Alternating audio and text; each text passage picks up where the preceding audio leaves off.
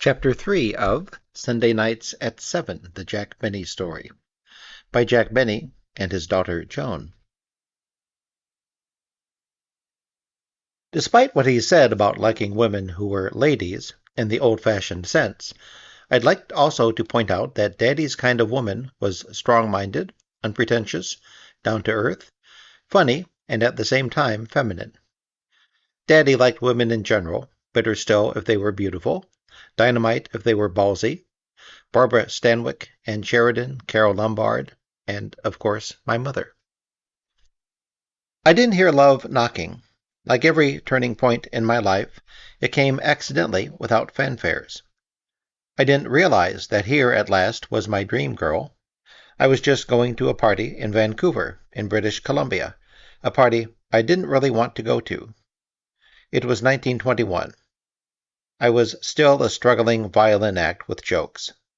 I was tired of being compared to Ben Burney and had just changed my name to Jack Benny. I was 27 years old. I was shy with girls and had never been in love. Lust, yes, love, no. I was playing the Orpheum in Vancouver, working in the deuce spot on a bill that included the Marx Brothers. From their crazy singing act, the Four Nightingales, that had broken me up in Waukegan back in 1910, they had become one of the outstanding rip-and-tear farcical acts in vaudeville. They closed the show because nobody could follow them. It was about 20 minutes of total insanity. Zeppo, the youngest brother, talked me into going to this party. He said he knew some fascinating Vancouver girls, and it would be wild, with Canadian ale, Canadian rye, Canadian women, and Canadian whoopee. I told him I didn't like wild parties, and I didn't like wild women. He talked me into going with him. We drove to a large frame house on the outskirts of the city. When we entered, much to my relief, we were in a nice family home. Zeppo's wild party was just in his imagination. It was his idea of a put-on. I would expect a wild evening and be disappointed. Instead, it was Zeppo who was disappointed at my reaction. We were guests at the home of Henry Marx, a distant relative of the Marx Brothers. He was a well-to-do dealer in scrap metals, and like my father, a strict Orthodox Jew. Tonight was the first night of Passover, and we had been invited to the family Seder. I was introduced to Mrs. Marx, their older daughter, Ethel, who was about 20, her younger sister, Sadie, and a little boy, Hilliard. Sadie was 14 with long black curly hair tied in a red ribbon. She was trying to act grown-up. She had borrowed her sister's dress and high-heeled shoes on which she wobbled. She hung on my every word. She thought I was a suave, handsome Prince Charming. Though I was 13 years older, she made up her mind she was going to marry me someday. I didn't take her seriously. She was just a cute kid. The Seder was a traditional one and gave me a warm feeling of being at home. During dinner, little Hilliard asked the 4 traditional questions, the first of which I should have heeded. Why is this night different from all other nights? It was the most important night of my life, but I didn't know it. There was the reading of the Haggadah, the long story of the persecution of the Jews in Egypt and their exodus, under the leadership of Moses, to the promised land of Israel. We sang the old songs, and then Papa Marx proposed that, since I was a violinist myself, he would like me to hear his daughter Sadie play a piece by Bach. To make a confession, I didn't listen.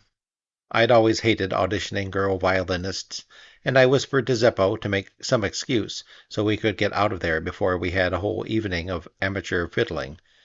Sadie heard me. She finished the piece, but her eyes were flashing with anger. She paid me back. The next day, at the matinee, she brought 3 of her friends. The 4 girls sat in the first row at the Orpheum.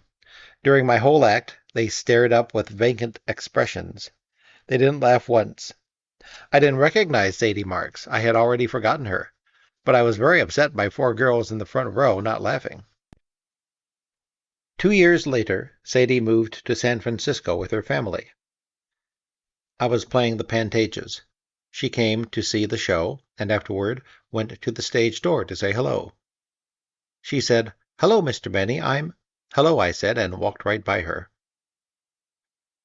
In 1926, in Los Angeles, I went out on a double date with a fellow vaudevillian, Al Brinovici, and his new wife, Ethel, and Ethel's younger sister. Ethel looked vaguely familiar, but I couldn't place her. The sister, my blind date, was a smashing brunette with a vivacious smile and sparkling brown eyes. I remember she wore a simple black dress with a pearl choker and a white cloche hat. I made no connection between this smartly dressed, poised woman and the little girl who played Bach on that first night of Passover. She didn't let on that I had not only ignored her the first time we met, but was even ruder later in San Francisco. This time it was love. Love at third sight. The four of us had dinner at Musso Frank's in Hollywood. I don't remember many of the details, except that I kept staring at her, and she kept smiling, and I wanted desperately to say clever and provocative things, but I was tongue-tied and embarrassed. Later, I learned that Sadie hadn't wanted to go on this date because she was seriously seeing someone else, and also because she distrusted actors. At that time, Ethel was not having a happy time with Al, and Sadie blamed it on his being a performer. Like my parents, Sadie thought all actors were happy-go-unlucky. Yet she liked me. She didn't know why, but she liked me. I know why I liked her. She was different from most other women I met in show business. She had manners, she listened politely when others spoke, she dressed with style and simplicity. She was exquisitely lovely. She had a way of laughing, like the music of a rippling arpeggio of silvery notes. I asked her for a date the following evening. She said no. The evening after that? No. Any evening? No. Well, I just couldn't get her out of my mind. I thought about her and thought about her all through the night. The next morning I went to the Hollywood Boulevard branch of the May Company, where I knew she was working in ladies' hosiery. I couldn't think of a convincing reason why I should be at a ladies' hosiery counter, but I went there anyway. "Well, it's a small world," was my brilliant opening line, and then I just stood there looking dumb. "Can I show you some silk stockings, Mr. Benny?" she asked. I nodded. I would have given $1,000,000 right then to have had a fiddle in my hands. "These beige imports from Paris are quite nice," she said, opening a box. She made a little fist and burrowed it into the stocking. "You'll notice how sheer they are, Mr. Benny." "I'll say they are," I agreed, still gazing at her face. "Then we have this number in a flesh tone suitable for evening," she said. "I'm sure any woman would love them." "I'll take a dozen of these and a dozen of those," I said hoarsely. I was in a trance. "What size does she wear?" "The same as you." She wrapped the hosiery. I asked her to lunch. She accepted. I went to her counter every day, bought stockings, and then we went for lunch. I bought enough French hosiery to restock the May Company. Sadie later told me that she had broken all sales records for that department in the history of the store. It was the only way I could think of as an excuse to be near her. It never occurred to me to simply tell her that I was crazy about her, that I was in love with her and wanted to spend the rest of my life with her. I was too shy and afraid. So instead I bought silk stockings and gross lots. Sadie broke up with her boyfriend, and although I had to go back on tour, I telephoned her often. It was around this time I first heard of some crazy new invention, wireless radio. My friend Goodman Ace, who would have a wonderful radio show, Easy Aces, told me millions of people were putting earphones on their ears and scratching around with crystal sets so they could listen to bands playing and people talking, and it didn't cost a nickel. I told him such people were nuts. The next time I played in Kansas City, where Goody lived, he told me even more people were buying radios. He thought this would finish vaudeville entertainment, and I had better get out of vaudeville and into radio. I didn't listen to him, not then. I was sure it would all blow over. He was already doing an hour show every week on a local Kansas City station, making jokes and talking about movies, shows, and books. I told him he was wasting his time. I thought he should become a full-time comedy writer. He was the best comedy writer of that time. I bought material from him whenever I could afford it. In 1926, there was this new thing called a network. It was the National Broadcasting Company of the RCA Corporation. I gave them 6 months. Will Rogers said at the time, "Radio is too big a thing to be out of." What did a cowboy know anyway? I admit I was a little stunned when I heard about the money Sam and Henry were getting paid in the theaters that played movies in combination with stage shows. They had been a small-time vaudeville act at a top salary of $200 a week. Then they concocted a silly little 15-minute radio program about a taxicab company with characters named the Kingfish, Amos, and Andy. They even had Pepsodent toothpaste for a sponsor. They were on 5 nights a week. I remember you could walk down a street on a warm evening when the windows were open and hear their voices. When the blackface team of Sam and Henry returned to the theaters, they changed the name of the act to Amos and Andy and got $5,000 a week. Their listeners were in the millions, and these fans wanted to see Amos and Andy in person. I still thought it would blow over as soon as people got tired of the novelty. Who would want to hear disembodied voices from a speaker when you could see real entertainers in the flesh on a stage? Besides, I had other things on my mind. I was in love. I was dying to marry Sadie, but I was afraid of marriage. I couldn't live without her, but I was afraid of marriage. For about a year, our romance was of great value to the stockholders of AT&T. I telephoned Sadie 3 or 4 times a day. Sometimes we talked for an hour. At the end of the tour, I rushed back to Los Angeles to resume buying hosiery. Now we went for dinner and drives as well as lunch. Then I returned to New York in a show called The Great Temptations, in which my aim was to prove to Jake Schubert that I was a comedian and not a fiddler. The phone calls resumed. I still could not muster the courage to tell her I loved her. Not only was I shy, but my reservations about the responsibilities of marriage continued. I took marriage seriously, as a lifetime proposition. I didn't share the easy-come, easy-go marital attitude of many people in and out of show business. Meanwhile, Sadie decided that since I had never mentioned love or marriage to her, I probably wasn't serious after all. While visiting in Vancouver, she met a young real estate man who fell in love with her and proposed marriage. They got engaged. She didn't break the news to me. Her sister did. I ran into Ethel, by now and evermore called Babe, in Chicago when the Great Temptations moved there. "You can't let her do this. She'll ruin her life. She's too young to get married," I told Babe. Babe said, "You tell her yourself." She called her sister and put me on the phone.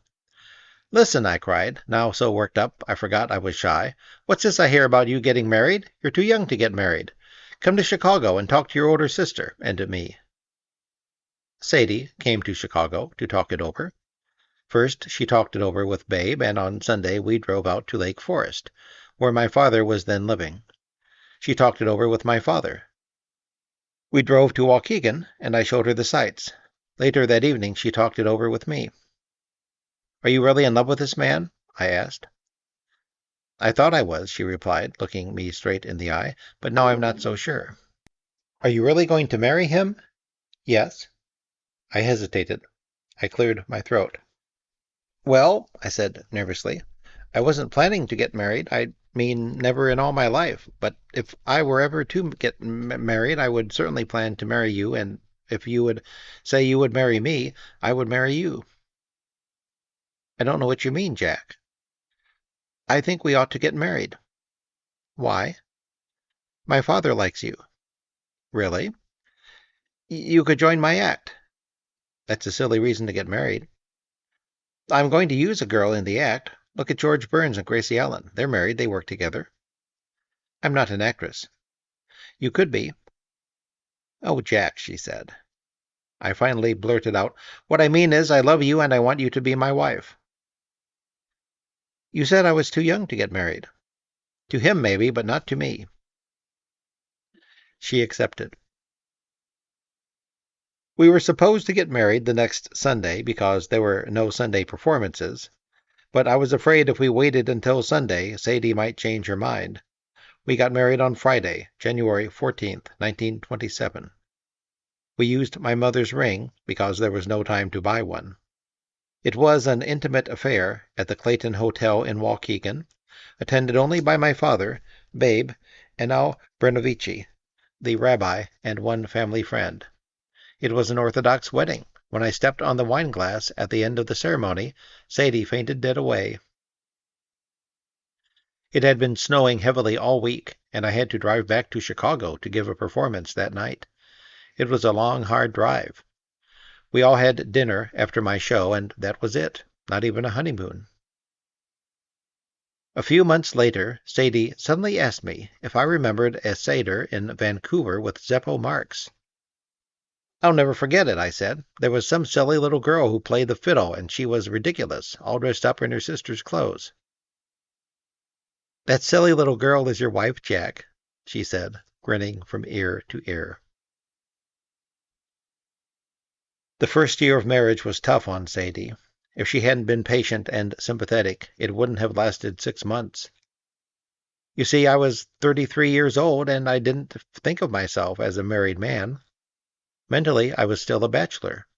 Shortly after our marriage, I decided I wanted to go out on the town with the boys after the show. Jack Waldron, an old buddy, was in the show, and we planned to make the rounds. Sadie said she would like to join us. No, I said, just because I'm married doesn't mean I can't see my old friends alone. You're right, she said. I met Waldron in the lobby of the Sherman Hotel where we were staying. We phoned George Jessel. He couldn't join us. He had a date. We tried Benny Rubin, who was headlining at the Orpheum. His phone didn't answer. We went to a restaurant where actors hung out. Nobody was hanging out. I returned to the hotel and was too ashamed to go upstairs after such a short absence, so I sat in the lobby for an hour. Did you have a nice time? Sadie asked sweetly. It was great, I lied. But I still didn't learn. Later in New York, I got that old restless feeling, the urge to be free and on the loose. I told Sadie I was going over to the Friars Club, where I watched some vaudeville actors playing rummy. Then I went over to the Lambs Club and watched some stage actors shooting pool. I was very bored. I wandered along Broadway and looked into Lindy's and Dave's Blue Room, and I saw some guys I knew and sat around with them, but I felt empty.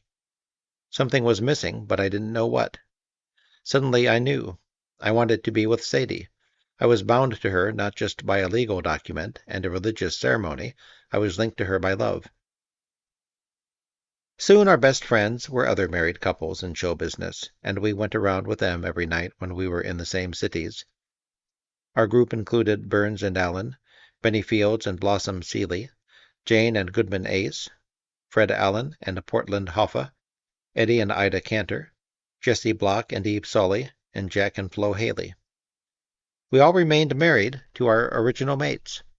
I know that people assume actors and actresses are bad marriage risks, yet not one couple in that group ever divorced.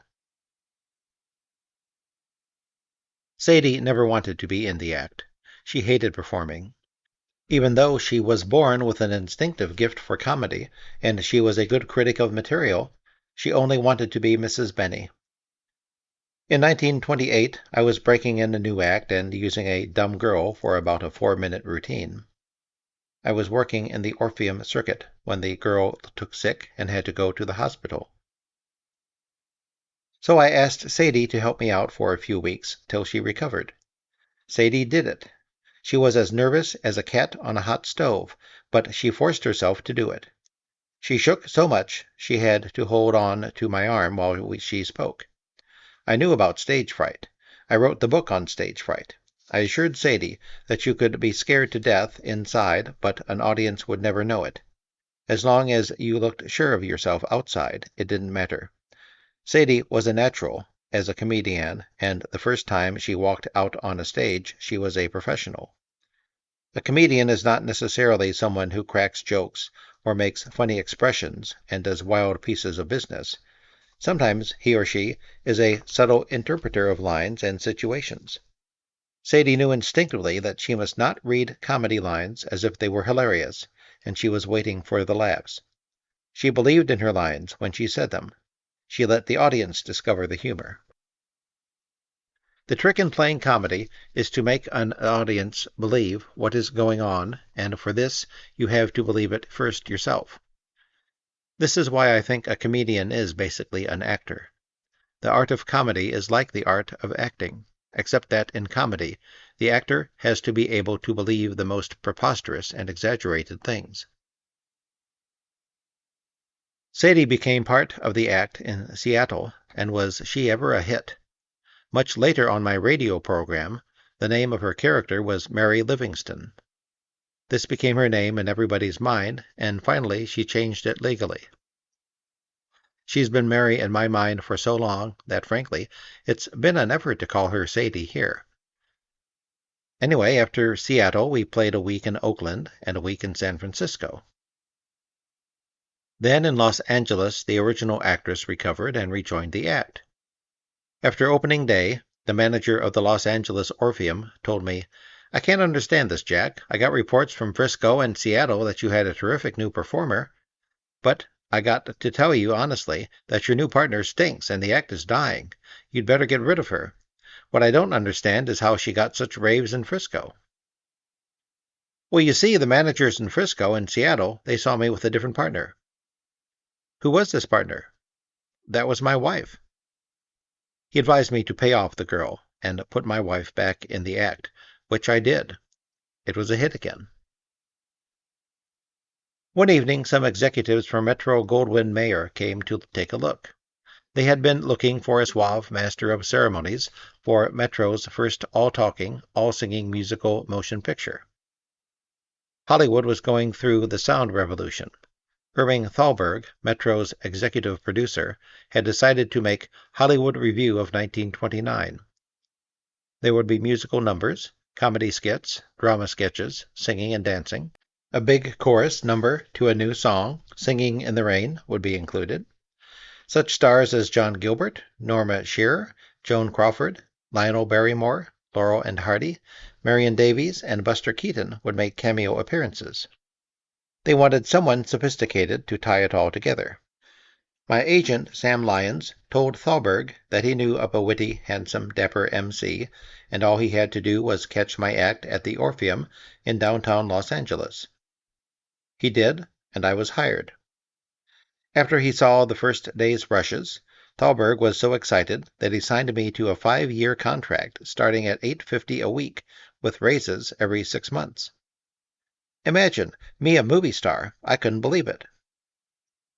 After a while, I did believe it. I dreamed of a career in the movies. Let other vaudevillians mess around with this silly radio business. I wanted to be where the glamour was. Mary and I rented a mansion with a swimming pool. I swam, got tan, took long walks, reveled in the sunshine, and improved my golf. Sure, I missed Broadway, the action at Lindy's, and seeing friends at the Friars Club, but soon I got used to going to bed by 10 o'clock and rising at 6 to report for makeup at 7:30 in the morning. Hollywood Review was completed in 3 months. My next picture for Metro was Chasing Rainbows, which was such a box office flop that the exhibitors renamed it Chasing Customers. Nevertheless, Thalberg still loved me. He picked up my option. My salary was raised to $1,000 a week, but I didn't make any movies. I was told there were no vehicles for my talents. Every week I received my check and was told to report the following Friday, when I received another check. I had nothing to do but swim with Mary and play golf and go to a lot of fine parties and give a lot of fine parties. Every studio in town wanted to borrow me, but Metro would not loan me out. I told Thalberg I was getting bored and I hated not working. I pleaded with him to loan me to another studio. He wouldn't. Then Earl Carroll called me from New York. He was preparing a new edition of his Vanities. He wanted me to co-star in his show for $1,500 a week. I accepted, and after some haggling with Thalberg, was released from my contract. Earl Carroll fascinated me. He was a man of contradictions. He had brains, talent, and the most refined taste in costumes, scenery, and lighting. During the 1920s, his girls were the finest of their kind, and the girls were all ravishing. His instinct was perfect when it came to selecting showgirls and dancers. But his comedy was filthy and obscene. He always played for notoriety. Of course it was all worth millions in publicity. The more his shows were indecent, lewd, and pornographic, the more popular they became. Mr. Carroll and I had problems from the start.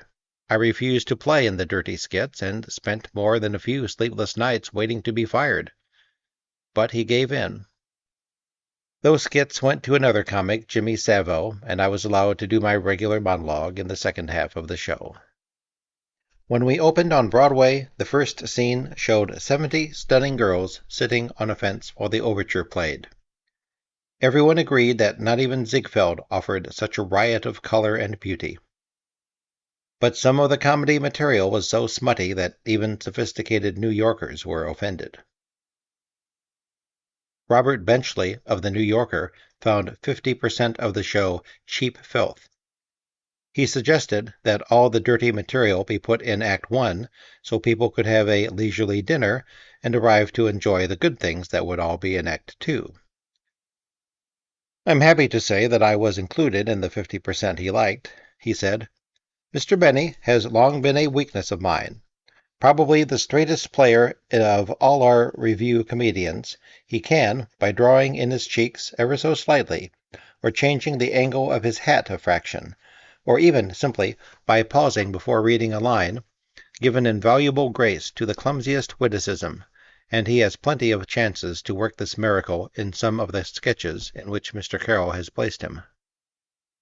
One night the police came backstage to arrest Carroll, along with Jimmy Savile and 2 of the showgirls. The grand jury didn't indict them, but the raid, the charges, and the countercharges gave the 1930s vanities the kind of publicity money can't buy. We ran 247 performances, longer than any previous vanities. It was standing room only every night. All this time my agent, Sam Lyons, had been urging me to get into radio before it was too late and all the prime time and prime sponsors were taken by other comedians. He said dozens of advertisers, agencies, and networks were after me to do a program. When the vanities went on the road, I decided to listen. Earl Carroll released me from my contract. I was now free and available, but suddenly all those sponsors and networks who had been fighting over me declared an armistice. Nobody wanted me in radio after all. I couldn't even get an audition. The weeks went by and by and by. Christmas of 1931 was a cold holiday. Finally, in January 1932, I was offered a 4-week engagement at a nightclub. Back then I hated playing nightclubs, and this would have been in Miami. A week before I left, I happened to run into Ed Sullivan. "Doing anything tomorrow night?" he asked. "No," I replied. "You could do me a big favor. I'm starting a radio program, mostly gossip and interviews, and I'd appreciate it if you would come on my show and do a few minutes. Just kind of wing it. I can't pay you any money." I had always liked Ed, and he had been kind to me in his newspaper column. I said I'd do it. I didn't wing it. I came well prepared with a 5-minute string of little jokes. The Ed Sullivan Show, which forever changed the course of my life, began. After reading some items about Hollywood movies and romances, Ed introduced me as a star of vaudeville, motion pictures, and Broadway. My very first radio spiel began, "This is Jack Benny talking. There will be a slight pause while you say, 'Who cares?'" My 5 minutes didn't rise much above that level, but someone did care. The president of the advertising agency, representing Canada Dry Ginger Ale, thought I was funny. His client wanted to be in radio with a variety program, and he talked them into making me the star. He called my agent called me. Mary and I celebrated by washing our dinner down with vintage Canada Dry Ginger Ale, that magnificent, exhilarating beverage. It was better than champagne. "Mary," I asked, Do you think the American people realize what a wonderful, refreshing drink this is? I love you, Jack, she said. But radio was not the soft touch my agent had promised. Even with a full-time writer, it was a 10-hour job, 5, 6, or even 7 days a week.